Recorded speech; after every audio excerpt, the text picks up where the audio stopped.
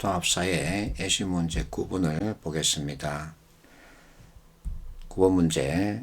갑과 을, 사상가들 입장을 나 그림으로 탐구하고자 한답니다. 이럴 때 A, C에 들어갈 적절한 질문만을 보기에서 고르라 그러죠. 이 문제를 처음 봤을 때 조금 뜨악했습니다. 왜냐하면 무지의 배리라는 이와 같은 이론에 대한 이해 없이 문제 답을 과연 찾을 수 있을까? 그래서 뜨악했던 거죠. 그래서 교육부 설명을 보기로 했습니다. 그랬더니 이 문제를 풀기 위해서는 이들 사상가들이 제시하고 있는 이론에 대해서 이해하고 분석해서 적용할 수 있어야 한다라고 설명하고 있더군요.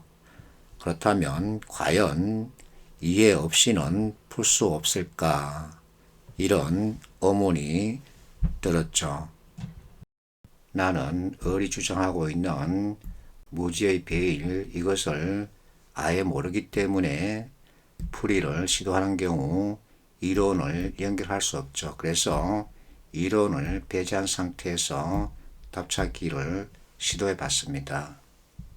자, 문제 개발에 근원 역할을 하는 이론을 배제한 상태에서 답찾기를 한다. 어떻게 하면 좋을까? 아주 간단합니다. 자, 신문기사에서 보면 가끔 이와 같은 기사가 나오죠. 가장 많이 쓰인 것이 키워드라는 겁니다. 방탄소년단 머릿속에는 사랑이라는 것이 가장 많이 들어있다는 거죠. 두 번째 예시입니다. 쿠팡의 김범석 의장이 투자 간담회에서 손가락으로 화면을 한 번 쓸기라는 표현을 2번 언급했답니다. 그렇다면 쿠팡 김범석 의장 머릿속에는 이것이 가득 차 있다는 거죠. 그래서 이것이 키워드라는 거죠. 자, 앞에서 우리가 7번 문제를 풀 때 가장 많이 등장한 표현을 찾자고 했습니다. 오염물질, 역시 오염물질, 오염, 이와 같은 표현이 가장 많이 쓰였습니다. 그렇다면 이 지문의 키워드는 오염이라는 거죠. 그러면 이와 같은 지문에서 키워드를 찾는 연습을 해보겠습니다. 자, 과학 지문을 주고 있죠. 이것을 다 읽고 키워드가 무엇이다 하고 생각할 것이냐, 아니면 가장 많이 눈에 띄는 단어를 세서 그것을 키워드로 정할 것이냐, 이 갈림길에서 글을 읽지 말고 글을 보라는 겁니다. 그래서 DNA 이것을 이렇게 쭉 짚으면 DNA가 가장 많이 언급됐다는 것을 알 수 있죠. 결국은 이 글의 필자는 DNA에 대해서 얘기하고 싶어 하는 겁니다. 그렇다면 키워드는 하나로 압축되죠. DNA죠. 자, 2005년도 피셈 문제입니다. 이와 같은 지문 주고 있죠. 자, 추론할 수 있는 진술, 적절한 것을 찾으라고 그럽니다. 지문을 봅니다. 읽지 않고 보는 겁니다. 자, 첫 문장에서 변화에 대해서 언급하고 있죠. 두 번째 역시 변화입니다. 마지막 보면 변화였다, 그리고 변화된, 그리고 변화였다. 그렇다면 필자는 변화에 대해서 얘기하고 싶어 하는 거죠. 그렇다면 답은 눈 감고 10초입니다. 자, 선택지 가운데 변화에 대해서 언급하고 있는 것은 2번밖에 없죠. 그래서 이와 같은 키워드 추출법을 알면 답은 쉽게 정해지는 거죠. 그러면 이 문제 풀이 해보겠습니다. 먼저 키워드를 찾아내는 거죠. 갑 주장에서 가장 많이 쓰인 표현을 체크하는 거죠. 소유물, 소유물, 소유물. 그래서 소유물이란 표현이 3번 쓰였습니다. 이번에는 정당이란 표현이 몇 번 들어갔는지 보면 역시 3번 쓰였죠. 그래서 갑 주장 키워드는 소유물과 정당이 되는 겁니다. 을 주장 보겠습니다. 공정이란 표현이 두 번 등장했죠. 그리고 정이란 표현이 한 번 등장했습니다. 그런데 을 주장 두 번째 문장 보면 이러한 관점이란 표현이 있죠. 이것은 무엇을 가리킬까요? 첫 번째 문장 전체를 말하는 거죠. 그래서 첫 번째 문장 한 번 더 겹쳐서 봐야 합니다. 그렇다면 공정은 세 번이 되고 정의는 두 번이 되는 거죠. 그러면 을 주장 키워드 공정 그리고 정의 이렇게 잡을 수 있습니다. 자, 이어서 을 주장의 관점이란 것이 나옵니다. 그렇다면 갑과 을 각각의 관점을 비교해 볼 수 있죠. 갑은 사람 그리고 개인입니다. 그렇다면 사적 관점이죠.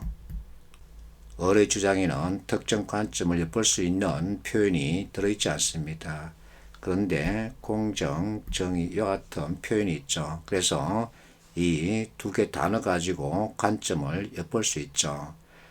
자, 공정과 정의는 개인에게 주로 사용하기보다 사회를 통틀어서 얘기하죠. 그래서 반대 공적 관점이다 이렇게 얘기할 수 있습니다. 이렇게 키워드를 추출했으면 답 찾기는 아주 간단해집니다. 근데 먼저 이 플로 차트에 대한 이해가 필요하죠. 자, A는 갑과 을의 공통점이 해당됩니다. 그렇다면 상담 논법에서 논하고 있는 대전제여야 되죠. 이것을 먼저 파악해 놓고 보기 진술을 보는 거죠. 기억을 보겠습니다. A에는 이 진술이 들어갈 수 있겠는가 하고 묻는 거죠. 자, A 진술에 정의란 표현이 등장했습니다. 정의는 갑과 을 공통 키워드일까? 아니죠. 을의 키워드입니다. 그래서 틀렸습니다. 니은 B에 이와 같은 진술이 들어가도 되겠는가 하고 묻는 거죠. 자, B는 갑의 입장이죠. 니은 진술을 보면 정당, 소유물 이 표현이 들어가 있습니다. 이것은 갑의 키워드죠. 그래서 해석이 옳든 그르든 맞습니다. 역시 B의 주장을 이렇게 넣고 싶다. 맞겠나 하고 묻는 거죠. B 진술을 보면 정당, 소유물 이와 같은 것이 들어가 있습니다. 역시 이 진술이 맞다 틀렸다 그 판단 여부를 떠나서 키워드가 그대로 사용되었습니다. 그래서 맞습니다. 자, 이번에는 마지막으로 리얼입니다. C 그러면 을의 입장이죠. 자, 을의 입장에서 이와 같은 진술은 맞나 하고 묻는 거죠.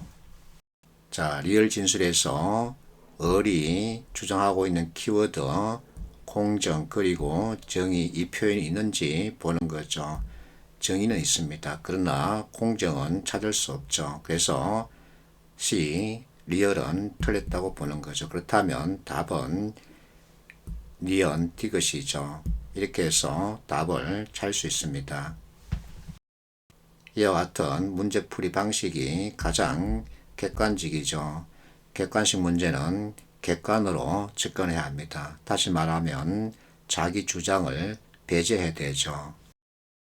자, 방금 풀었던 9번 문제는 이와 같은 플로 차트를 제시하고 있기 때문에 28년도부터 도입된다는 서술형 문제 하나의 유형으로도 볼 수 있습니다. 만약에 서술형 문제로 출제된다면 A, B, C 각각을 빈칸으로 주고 적당한 내용 서술하라 이렇게 출제되겠죠.